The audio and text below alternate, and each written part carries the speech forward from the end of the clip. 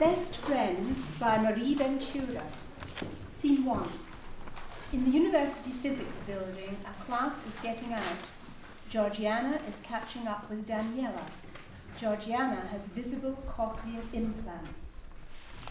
Hey, hold the door. Thanks.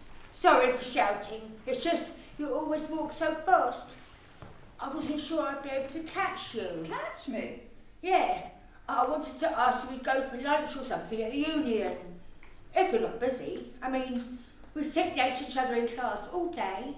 We're partners in the chem lab. But we never get a chance to talk. I do not believe that to be accurate. Since classes started 3 weeks ago, you and I have exchanged a total of 7,423 words, including this current conversation. Look, I know you're an android, but even you have to know that exchanging words and talking are two different things. But Georgiana, it's not the definition of talk to exchange words.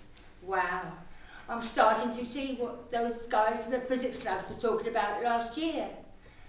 Look, Danny, look, do you mind if I call you Danny? Your name isn't the easiest to pronounce. Well, at least for me. Danny is an acceptable abbreviation for Daniela. All right then, I'll call you Danny and you can call me Jeanne. Very well, Jeanne. Good, good. I think we're getting somewhere. Now, how about some lunch, Danny? You and me. Maybe a game of chess. I do not require food or diversion. It's probable you will find your lunchtime more rewarding if I were not to accompany you. Yeah?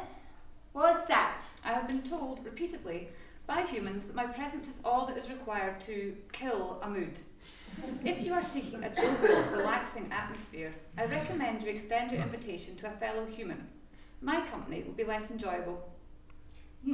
Because you don't require fun. That is correct. I see. What about friends? Friends? Yeah, friends, companions, people who you feel comfortable with, who keep you from feeling alone. But Jeanne, I am alone by definition. I am a prototype, and as such, the only one of my kind. Then so am I. But you're human. You are part of a vast, dynamic culture, linked together by biological and historical bonds. Danny, I may be human, but I'm also the only deaf student in our programme, and the only one currently at this university who's fitted with these fancy new implants. Look, I was born profoundly deaf. Couldn't hear, couldn't speak. Before I got signed up for the trial programme and got me these bismos, my childhood was a string of institutions, special schools. And now I've made it here. To most people I meet, I'm as much of a technological curiosity as you are. I guess that makes us two of a kind. So, you coming? Scene 2. Danny and Jeanne are at student union. What's wrong? I do not know if I'll be welcome here. The union is a place where humans go to relax. I am not human. Danny, it's not a problem, trust me. I bet no one in there would even notice us. But if they do, Jeanne, what if they share the opinion that machines belong in storage when not in use? Not sitting at the table, making everyone uncomfortable. Did someone actually say that to you, Danny? Yes.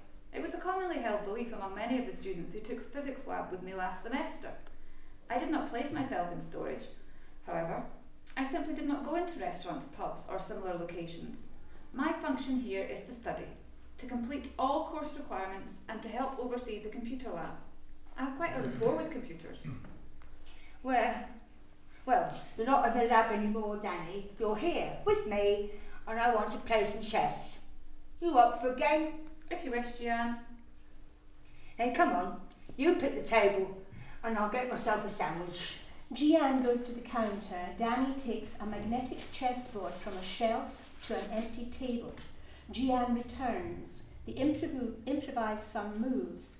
Danny is clearly very good, but Jeanne seems about to trap her. Ha! I'd like to see you get out of that one. Danny instantly moves her knight. Damn. I know there's a way out of this. Just have to think. You are not like other humans I have encountered. What do you mean? The only other humans who asked to spend time with me outside the classroom spent that time asking questions about my functions or inquiring about various trivia. You have been in my company for nearly an hour and have not. Well, that's because I want to know about you, Danny, not your functions. I want to know who you are. Who I am. Yeah, and I want you to get to know me. Why? What do you mean, why? Because I like you. I think we've got a lot in common. Like what? Well, we're university students, we're both in chemistry lab this semester, and we both have a talent working with computers. I am a computer. Yeah, but you're also a person, aren't you? I would not wish to be presumptuous. What the hell does that mean? Presumptuous? It means presuming, audacious, imprudent, cheeky, overreaching. Stop that! Stop it right now. God, Danny, what did those physics jerks do to you last year? They did nothing to me, Gian. I was left quite to myself. Obviously. Look, do you think you're a person? I would like to think so. I would like to believe so, but... No buts. If you say you're a person, you're a person. End of story. I think you are oversimplifying the issue, Gian. No, it really is that simple. Just trust yourself, Danny. Trust myself? Yeah. Stop with all this diffident android crap and believe in yourself and your accomplishments. Listen to me, Danny. This course we're taking, it isn't going to be like last year. You are not going to be left alone or shunted off to a corner somewhere. You're a third year now. Your opinions matter more. And if you don't lift up your head and grow some real self-esteem, and I mean fast, you know what's going to happen? What? You'll end up proving those physics jerks right. You're an android. Great! But you can't use that as an excuse not to take place at the table with the rest of us when you're not in class, or to hide who you are for fear of possibly offending some closed-minded idiot you don't even know. You've got talents and flaws unique to you, just like me and everyone else in the world. From this moment on, no one can hold you back but you. I don't understand. Should I not always endeavour to keep my place? Keep you... Danny, you listen to me and you listen good. Your place is wherever you want it to be. You've got that. Yes, Gian. Then you really don't mind that I'm synthetic? Heck, you look really love to me. Listen, it's not our differences that define us, Danny. It's our attitude, our outlook, the way we choose to meet the challenges life throws at us. That's something I had to learn the hard way, but I learned it and here I am. Gian, may I ask you a question? Yeah, go ahead. If I checkmate your king with my next move, will you still wish to spend time with me? What? Now that's the last time I get for underestimating a resident genius. But don't you worry, Danny. I'll beat you next time. I do not believe that to be likely. I'll take that as a challenge. But later, I've got some thinking to do before the next game. Hey, have you checked out that new movie theatre yet? Yes, as I don't have to sleep, I occasionally go there late at night. There's one film currently playing that I particularly enjoy. The next showing is in 24 minutes. If you have no objections, I believe I would like to see it with you, Gian. Sounds good, buddy. I'll bring these. Let's go. Buddy? Danny? Hey, are you okay? Gian, do you really believe that I'm a person?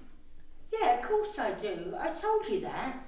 A person can learn and progress. People can use their minds and experiences to rise above perceived limitations and make choices based on more than available facts and immediate stimuli.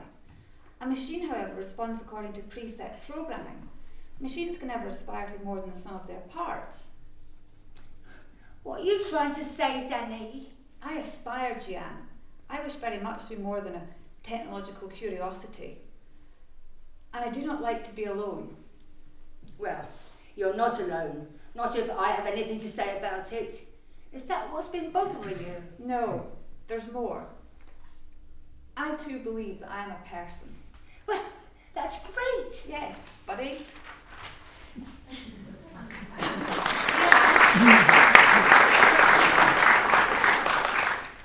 Jan?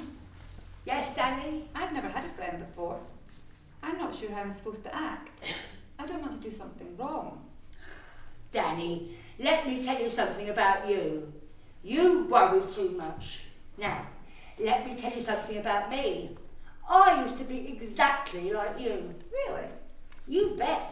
In fact, I was much worse. I find that difficult to believe.